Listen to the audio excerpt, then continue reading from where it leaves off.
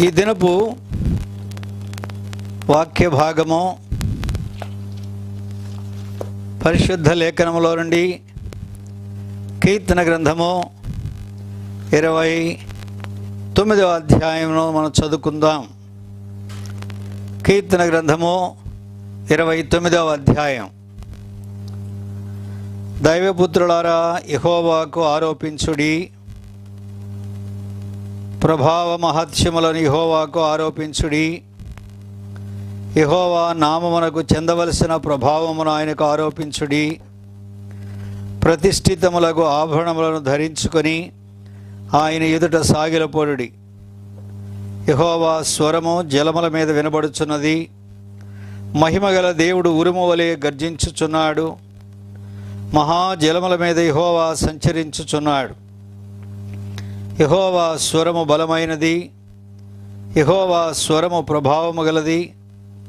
యెహోవా స్వరము దేవదారు వృక్షములను విరుచును. యెహోవా లెబానోను దేవదారు వృక్షములను ముక్కలుగా విరుచును. దూడవలి అవి గంతులు వేయినట్లు ఆయన చేయును.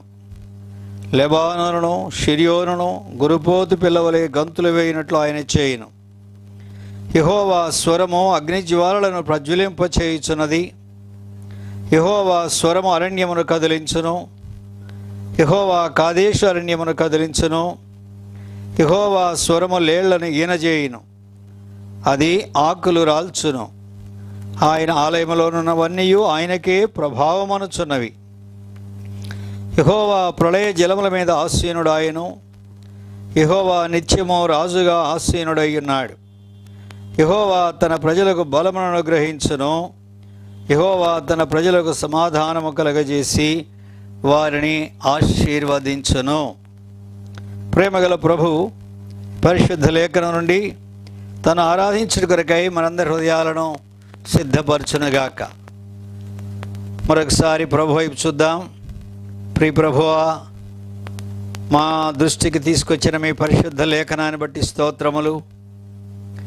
మీరే మీ వాక్యమును మాకు వివరించి మిమ్మల్ని మీరు బయలుపరచుకొనము. ఆ రీతిగా మేము ఆత్మతో సత్యముతో మిమ్మల్ని ఆరాధించినట్లుగా మమ్మల్ని కనికరించండి. మమ్మల్ని సంపూర్ణముగా మీ రక్త ప్రోక్షణ కిందకు తెచ్చుకుంటూ యేసుక్రీస్తు వారి పేరిట వేడుకొని ప్రార్థిస్తూ ఉన్నాము తండ్రి. ఆమెన్. ఆమెన్. ప్రియులారా, మనము కీర్తన గ్రంథాన్ని చదువుతూ వచ్చినప్పుడు అనేక కీర్తనల్లో దేవుని యొక్క మహిమ, దేవుని యొక్క ప్రభావము, దేవుని యొక్క ఐశ్వర్యము, ఆయన ఘనత, ఆయన ప్రభావమును గురించినటువంటి గొప్ప ఉన్నతమైనటువంటి ఆలోచనలను పరిశుద్ధాత్మ దేవుడు మనకు అనుగ్రహిస్తూ ఉంటున్నాడు. పరిశుద్ధాత్మ దేవుడు పితరులైన దావీదు ద్వారా ఆయన రాయించిన యొక్క కీర్తన గ్రంథాన్ని మనం చదువుతూ వచ్చినప్పుడు మన హృదయాలు కూడా దేవుని కొరకు కృతజ్ఞత స్తోత్రములతో ఆరాధనతో నింపబడుతూ ఉన్నాయి. కీర్తన గ్రంథము 8వ అధ్యాయాన్ని మనం చూసినప్పుడు రాత్రి వెన్నెల సమయంలో ఈ కీర్తన పాడవలసిందిగా ఉంటున్నది. అంటే ఆకాశ నక్షత్రాలను చూసినప్పుడు దేవుని యొక్క మహిమ ఎంత ప్రభావము గలది అని మనం ఆ కీర్తనలో చూస్తూ ఉంటున్నాం. ఆ రీతిగా కీర్తన గ్రంథము 19వ అధ్యాయాన్ని మనం చూసినప్పుడు ఉదయకాలము మనము సూర్యోదయ సమయంలో ఈ కీర్తన మనం పాడవలసిన వారిగా ఉంటూ ఉన్నాం. సూర్యుడు దేవుడు తన కొరకు నియమించిన పదములో ఏ రీతిగా సాగిపోతూ ఉంటున్నాడో, పగటికి పగలు ఏ రీతిగా మనకు బోధిస్తూ ఉన్నదో, వీటన్నిటిని కూడా మనం కీర్తన 19వ అధ్యాయంలో చూసి ప్రభు యొక్క మహిమను కొనియాడుతూ ఉంటున్నాం. ఆ రీతిగా కీర్తన 29వ అధ్యాయాన్ని మనం చూసినప్పుడు ఈ కీర్తనలో దేవుని యొక్క బలము, ఆయన యొక్క స్వరము ఎంత ప్రభావము గలదో మనం చూస్తూ ఉంటున్నాం. ఆకాశమంతయు నల్లని మేఘములతో కప్పుబడి భయంకరమైన ఉరుములు, పెళపెళ ధ్వనులు, ఉరుములు కలిగిస్తూ, మెరుపులు మెరిపిస్తూ, ప్రచండమైనటువంటి కుండపోతగా వర్షం కురుస్తూ ఉన్నప్పుడు ఈ కీర్తన 29 భక్తుడు పాడినట్టుగా మనం చూస్తూ ఉంటున్నాం. ఈ కీర్తన మనం చూసినప్పుడు మధ్యధరా సముద్రములో ఏర్పడినటువంటి ఈ భయంకరమైన తుఫాను, టొర్నాడో సముద్ర జలముల మీద ఆరంభమై ఆ రీతిగా అక్కడ నుండి లెబానోను పర్వత శిఖరం వరకు చేరి ఈ లెబానోను యొక్క చెట్లు, దేవదారు వృక్షములు ఏ రీతిగా అవి విరిగిపోతూ ఉంటున్నాయో, మొక్కలవుతున్నాయో మనం ఇక్కడ చూస్తున్నాం ఈ తుఫాను యొక్క ప్రభావమునకు. అంతేకాకుండా ఈ లెబానోను పర్వతం మీద కుండపోతగా కురిసేటువంటి ఆ వర్షమునకు, అందులో నుండి వచ్చేటువంటి వాగులన్నీ, నదులన్నీ కూడా పొర్లి పారుతూ ఉంటున్నాయి. ఈ రీతిగా ఈ తుఫాను లెబానోను పర్వతం మీద నుండి నఫ్తాలి కాదేశు మనిమ మీదుగా ప్రయాణం చేస్తూ ఉంటున్నది. షిరియోను అంటే హెర్మోను పర్వతం, హెర్మోను పర్వతము. ఆ రీతిగా లెబానోను పర్వతాలు అనగా లెబానోను ఉత్తరపు దిక్కున ఎత్తైనటువంటి స్థలంలో ఉన్నాయి. అక్కడ నుండి క్రమక్రమేణా ఈ తుఫాను కిందికి దిగి వస్తున్నది.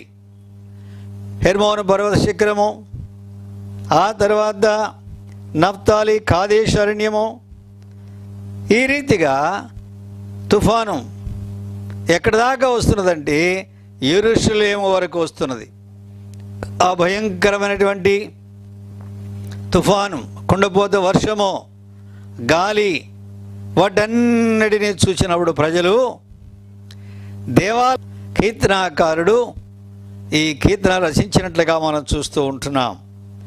యెహోవా ప్రళయ జలముల మీద ఆసీనుడాయను, యెహోవా నిత్యము రాజుగా ఆసీనుడై ఉన్నాడు. కనుక ఈ రీతిగా పొంగి ప్రవహించేటువంటి ఆ వరద నీటిలో, ఆ వరద ప్రవాహంలో ఆయన ఆసీనుడు. అనగా సమస్తమైనటువంటి ప్రకృతి ఆయన మాటకు లోబడి నడుచుకుంటూ ఉన్నాయి. ఆయన ఆజ్ఞను నెరవేర్చు తుఫాను అని మరొక కీర్తనలో మనం చదువుతూ ఉంటున్నాం. ఈ రీతిగా దేవుని యొక్క ప్రభావము, ఆయన మహత్యము, ఆయన యొక్క బలపరాక్రమలు ఎంత గొప్పవో మనం ఈ కీర్తనలో మనం చూస్తూ ఉంటున్నాం. ఈ కీర్తనలో మనం హెచ్చరించబడుతూ ఉంటున్నాం. మొదటి 2 వచనాలు మనం చూసినప్పుడు ముమ్మారు ఆరోపించుడి అనే మాటను మనం ఇక్కడ చూస్తున్నాం. ఆంగ్ల భాషలో గివ్ అనే మాట, గివ్ అంటు ద లార్డ్, యెహోవాకు ఆరోపించుడి. 3 సార్లు మనం ఇక్కడ ఆ మాట చదువుతూ ఉంటున్నాం. గివ్ అంటు ద లార్డ్ అనేటువంటి ఈ యొక్క మాట, ప్రభువుకు ఆరోపించుడి. కీర్తనల ద్వారా మన హృదయములలో దేవునికి మహిమ చెల్లించవలసిన వారిగా ఉంటున్నాం. మనం ఆయనకే మహిమ, ఆయనకే మహిమ, ప్రభావము, మహాత్మ్యము. Glory and power or strength belongs to the Lord. నా మహిమను నేను ఎవరికి ఇచ్చేవాడను కాను అన్నాడు. బలము నాది అని ఒకసారి సెలవిచ్చాడు, 2 మార్లు దేవుడు అన్నాడు బలము నాది అని. కనుక మహిమా బలములు, మహిమా ప్రభావములు అవి ప్రభు అయిన యేసుక్రీస్తు వారికి చెందవలసినవిగా ఉంటున్నాయి. ఏ మానవుడు కూడా వీటిని తన కొరకు ఆపాదించుకొనకూడదు. ఒక మనుషుడు మరొక మనుషునికి మహిమను కానీ బలమును కానీ ఆరోపించడానికి వీలుపడదు. భూలోకములో రాజులైన వారు, వారికి విస్తారమైన సైన్యం ఉన్నప్పటికీ వారి యొక్క విజయము వారి సైన్యం మీద లేదు. కీర్తన గ్రంథము 33వ అధ్యాయంలో మనం చూసినప్పుడు 16వ వచనములో, ఏ రాజునో సేనాబలము చేత రక్షింపబడడు, ఏ వీరుడునో అధిక బలము చేత తప్పించుకొనడు.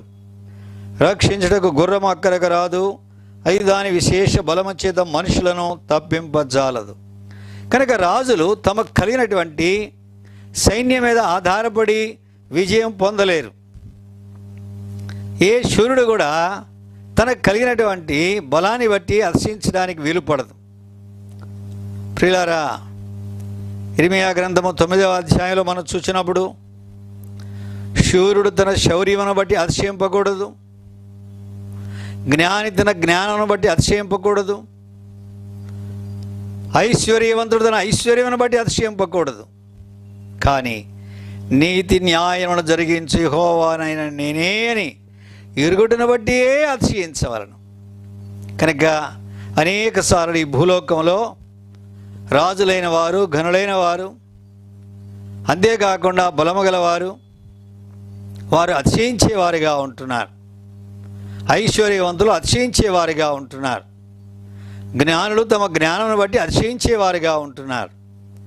జ్ఞాని యొక్క జ్ఞానము కొంతకాలమే. ప్రియులారా, ఒక మనుషుని యొక్క బలము, శౌర్యం ఎలాంటిదంటే కృషించిపోయేటువంటి నీడ వంటిది. సంవత్సరాలు గడిచే కొద్దీ యొక్క బలము తగ్గిపోతూ ఉంటుంది. ఐశ్వర్యం అనేది ఒక క్షణంలో మాయమైపోయేదిగా కనబడుతున్నది. ఐశ్వర్యవంతులు దరిద్రులై బిచ్చమెత్తుకునేటువంటి సందర్భాలు మనం అనేకంగా చూడవచ్చు. కనుక దేనిని బట్టినో మానవులమైన మనము అతిశయించుటకు వీలు పడదు. కనుక మహిమను బలమును మన ప్రభువుకే మనము చెల్లించవలసిన వారిగా ఉంటూ ఉన్నాం. ప్రకటన గ్రంథము 1వ అధ్యాయంలో మనం చూసినప్పుడు, ప్రకటన గ్రంథము 1వ అధ్యాయము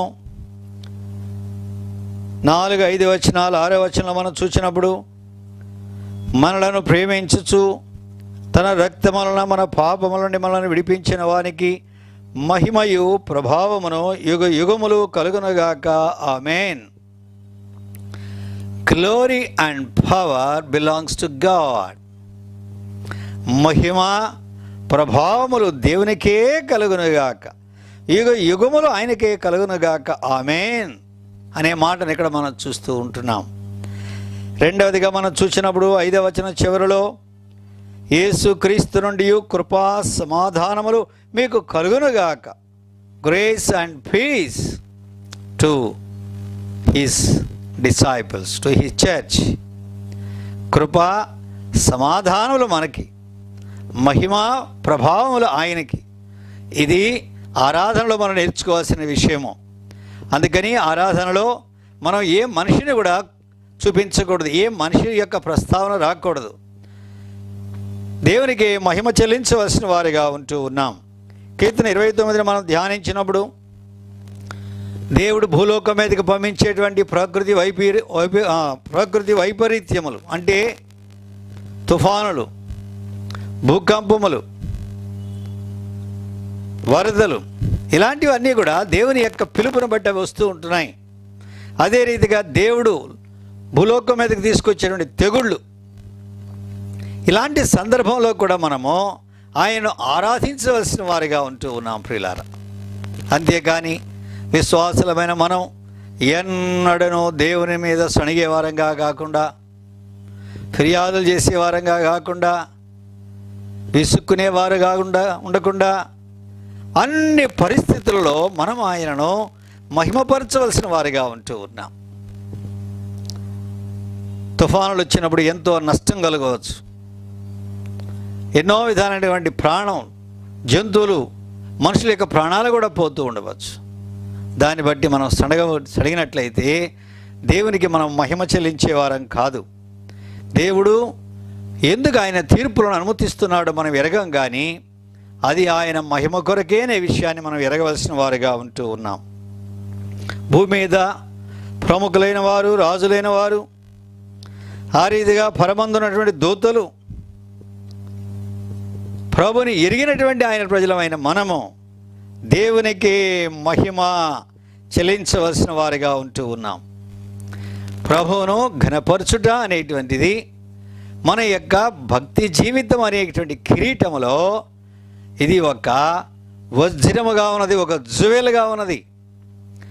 దైవభక్తి అనేటువంటి కిరీటము కలిగిన మనము ప్రభువును మహిమపరచడం ద్వారా ఆయనను ఆరాధించడం ద్వారా మన యొక్క కిరీటములో మరొక వజ్రము పొదిగించబడుతున్నది.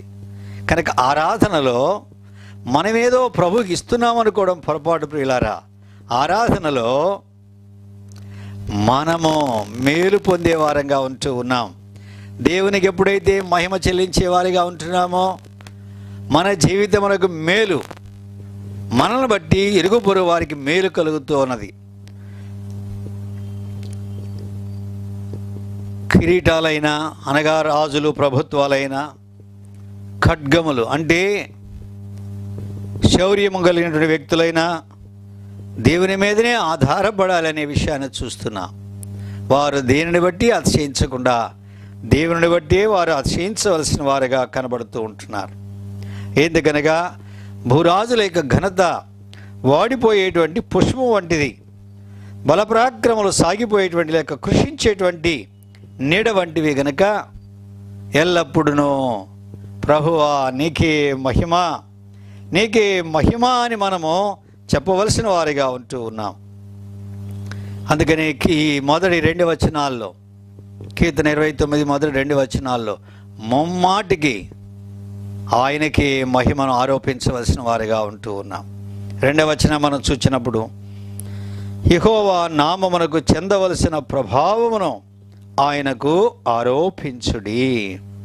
ఆయనకు తగినటువంటిది దేవుని మహిమపరచుట అనేటువంటిది ఈజ్ రైట్ఫుల్. ఆయన దానికి అర్హుడు. అందుకని ప్రకటనలో మనం చూస్తున్నాం, నీవు వధించబడిన వాడవై నీ రక్తమిచ్చి మామూలను దేవుని కొరకు కొన్నావు కనుక నీవు మా స్తుతికి ఆరాధనకు అర్హుడవు అనేటువంటి మాటను అక్కడ పరలోకంలో సంఘము గొప్ప శబ్దంతో పలుకుతూ ఉన్నట్టుగా చూస్తూ ఉంటున్నాం. ఆయనకు తగినటువంటి మహిమ. అయ్యా, దేవుని ఆరాధించడం అనేటువంటిది మన గ్రహింపులో దేవుడు ఎంత గొప్పవాడు ఎరిగిన వారమై అంత పరిమాణంలోనే మనం ఆయన ఆరాధించగలం. కానీ ఆయన యొక్క మహిమ ఎంత గొప్పదో ఏ మనుషుడు కూడా వివరించలేడు. మన పరలోకంలో ప్రవేశించిన తర్వాత కూడా ఆయన మహిమ కొద్ది కొద్దిగా మనకు బయలుపరిచే కొలది ఆయనను ఆరాధించే ప్రజలుగా ఉంటూ ఉన్నాం. చూడండి, మన ప్రభు మనల్ని దర్శించి 50 ఏళ్ళు కావచ్చు, 40 ఏళ్ళు కావచ్చు, ఈ సంవత్సరాలన్నిటిలో మనం ప్రభుని ఆరాధిస్తూనే ఉంటున్నాం.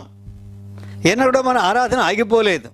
ఎందుకంటే ఆయన యొక్క మహిమ ఎంత గొప్పదో దినదినము ప్రభు మనకు బయలుపరుస్తూ వచ్చినప్పుడు ఆయనను ఆరాధించకుండా మనం ఉండలేము. ఆ రీతిగానే నిత్యత్వంలో ఎల్లప్పుడూ మనం ఆయన ఆరాధిస్తూనే ఉంటాం. ఎందుకంటే ఆయన మహిమ మనకు బయలుపరచబడుతూ ఉంటుంది కనుక. ప్రియులారా, ఆయనకు తగినటువంటి మహిమ, ఆయన ఘనుడైన రాజుగా ఆయన సన్నిధిలో మనం మోకరిల్లి మన తల వంచి ఆయన పరిశుద్ధ నామమును కీర్తించుట, ఆయన నామను ఒప్పుకొనుట, ఆయనను మహిమపరచుడుగా మనం చూస్తూ ఉంటున్నాం. మనము ఆయన సన్నిధిలో మనము తగ్గించుకొనుట. గర్విష్ఠుల యొక్క హృదయాలు ఆకాశంలో ఉంటాయి, వారు ఆరాధించలేరు.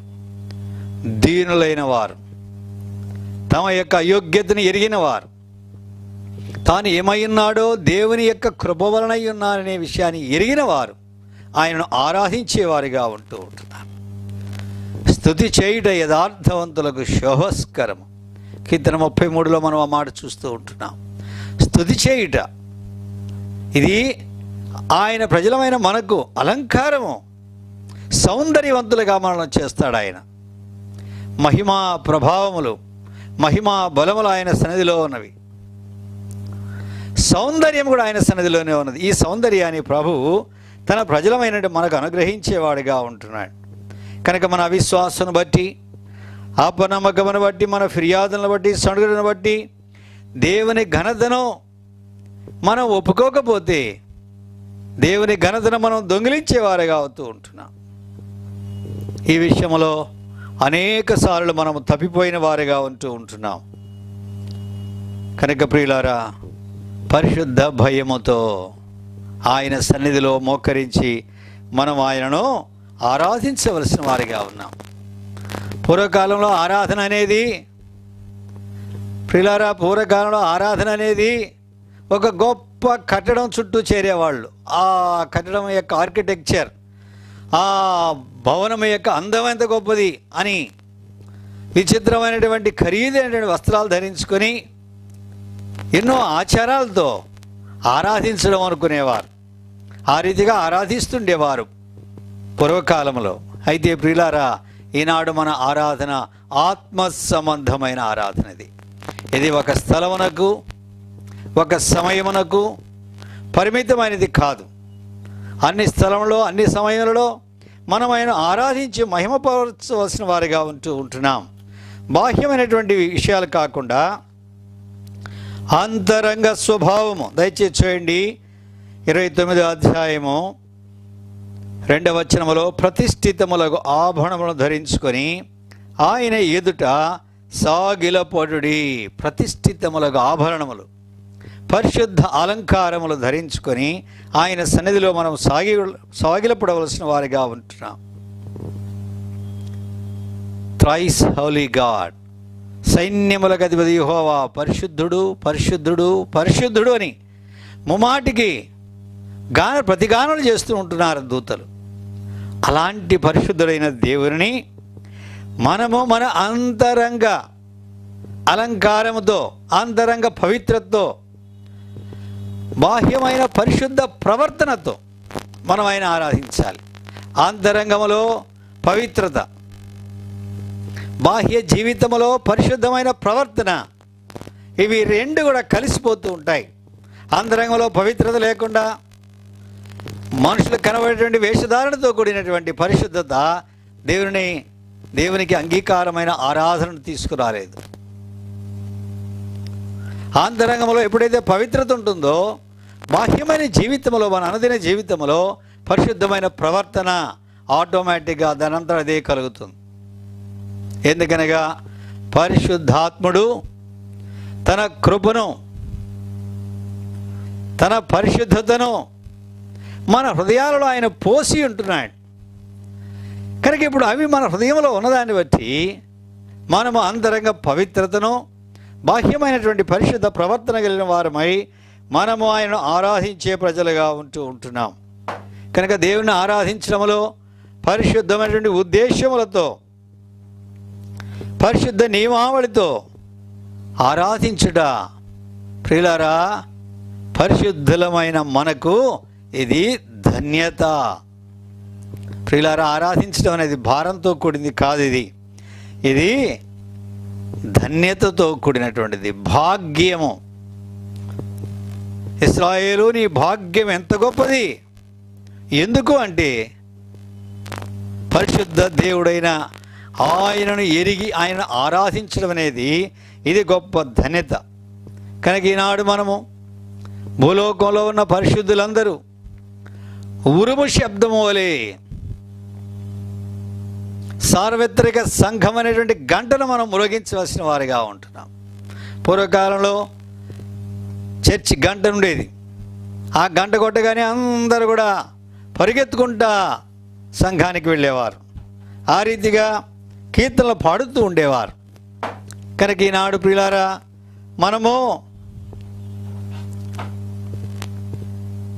ఈనాడు మనము బాహ్యమైనటువంటి శబ్దానికి కాదు, కానీ పరిశుద్ధాత్మ హృదయంలో కలిగించేటువంటి ఆ శబ్దము, ఆయన కలిగించేటువంటి ఆ ప్రేరణతో మనం ఆయనను ఆరాధించవలసిన వారిగా ఉంటున్నాం.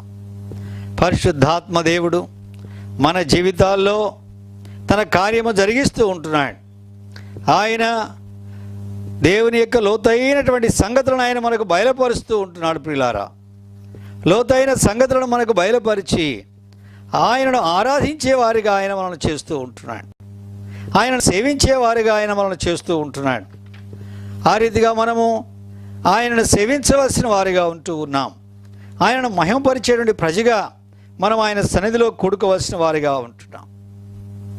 కింది వచనాలకు వచ్చేటప్పటికి దయచేసి చూడండి. 11వ వచనము, యెహోవా తన ప్రజలకు బలమును అనుగ్రహించును, యెహోవా తన ప్రజలకు సమాధానము కలుగజేసి వారిని ఆశీర్వదించును. ఆయన తన ప్రజలకు బలమును గ్రహించేవాడు. యుద్ధ సమయంలో ఆయన మనను బలవంతులుగా చేసేవాడు. అందుకనే కీర్తనాకారుడైన దావీదు అన్నాడు, యెహోవా నా బలమా, నేను నిన్ను కీర్తించుచున్నాను, నేను నిన్ను ప్రేమించుచున్నాను అన్నాడు దావీదు.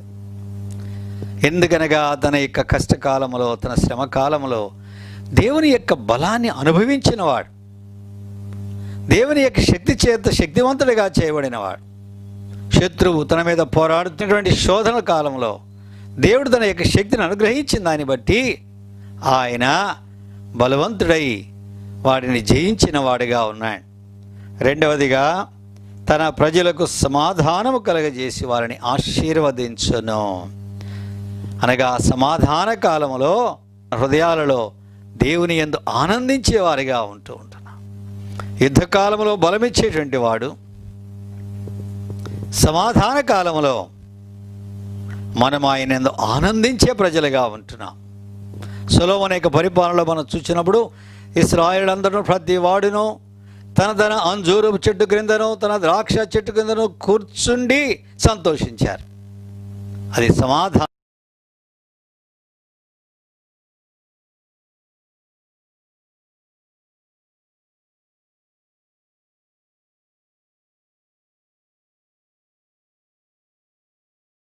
కాలం.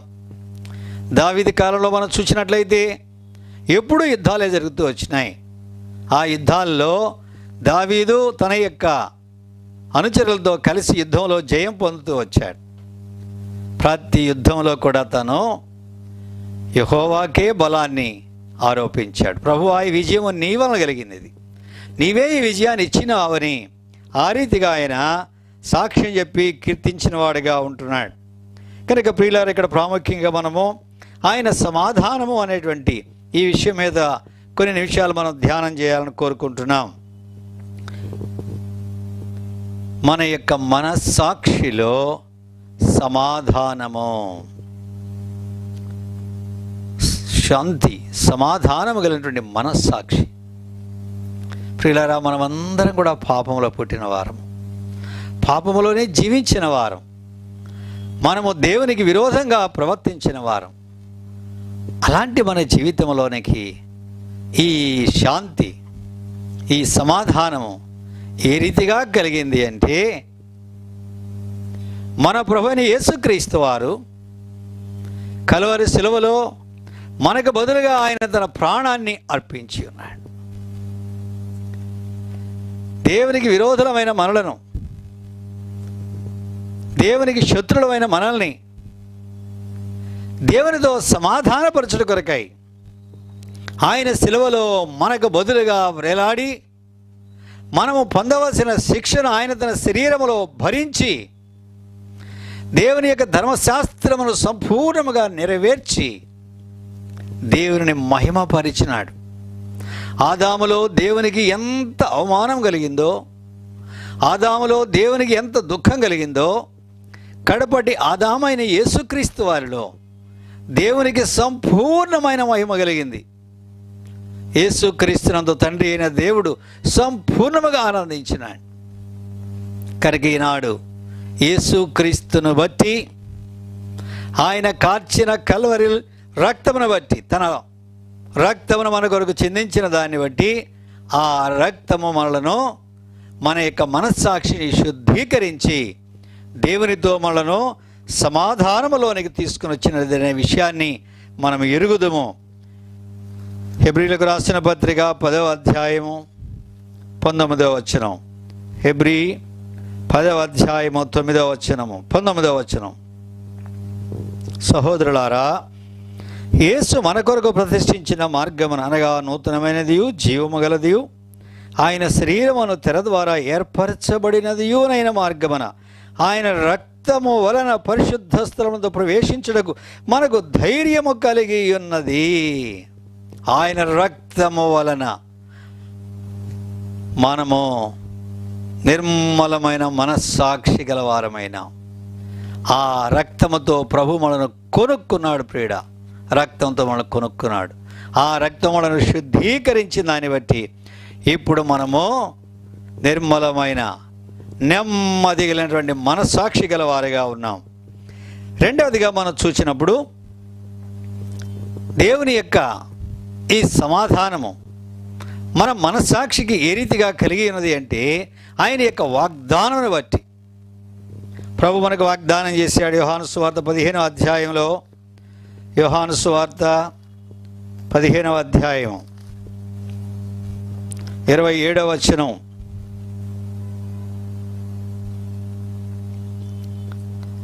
14వ అధ్యాయము 27వ వచనం, క్షమించండి 14:27.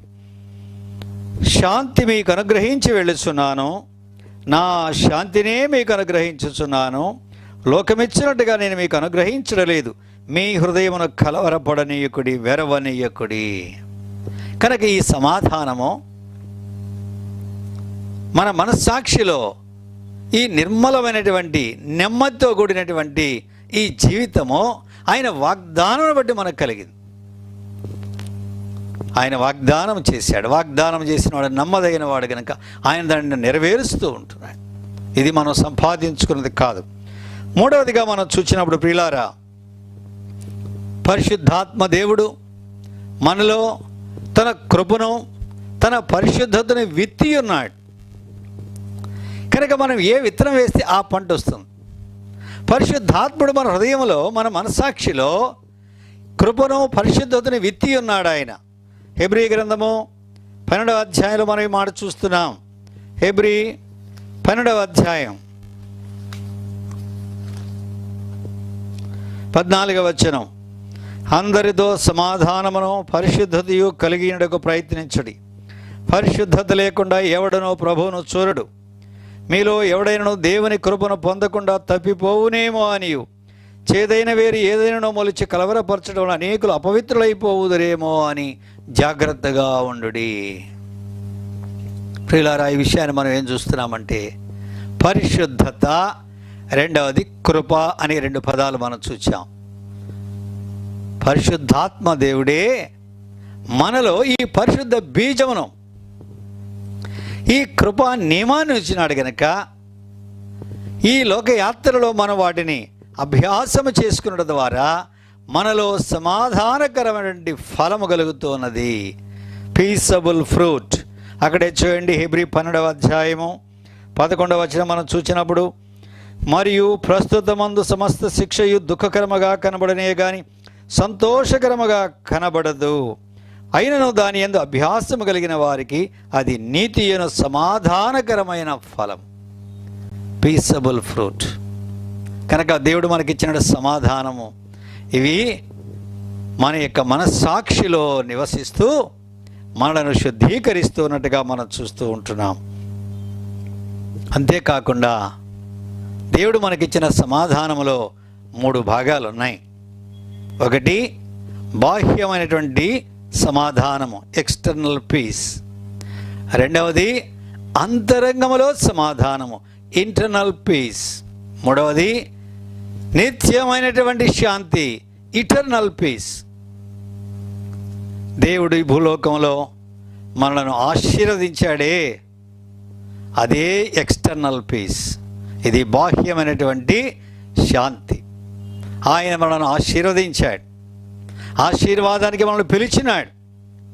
ఈ భూలోకంలో మనం బ్రతికిన దినాల్లో ఆయన శాంతిని అనుభవిస్తూ ఉంటున్నాం. ఆయన ఇచ్చిన దానిని మనం అనుభవిస్తూ ఉంటున్నాం. ఆయన తన ప్రజలను ఆశీర్వాదములతో ఎదుర్కొనేవాడు. శ్రేయస్కరమైన ఆశీర్వాదములతో ఆయన మనల్ని ఎదుర్కొంటూ ఉంటున్నాడు. ప్రియులారా, ఎంత గొప్ప ధన్యతతో కూడినటువంటి వాగ్దానము, శ్రేయస్కరమైనటువంటి ఆశీర్వాదములు ఆయన మనకు అనుగ్రహించేటువంటి ప్రభువు అనే మాటను మనం ఇక్కడ చూస్తూ ఉంటున్నాం. ఈ లోకములో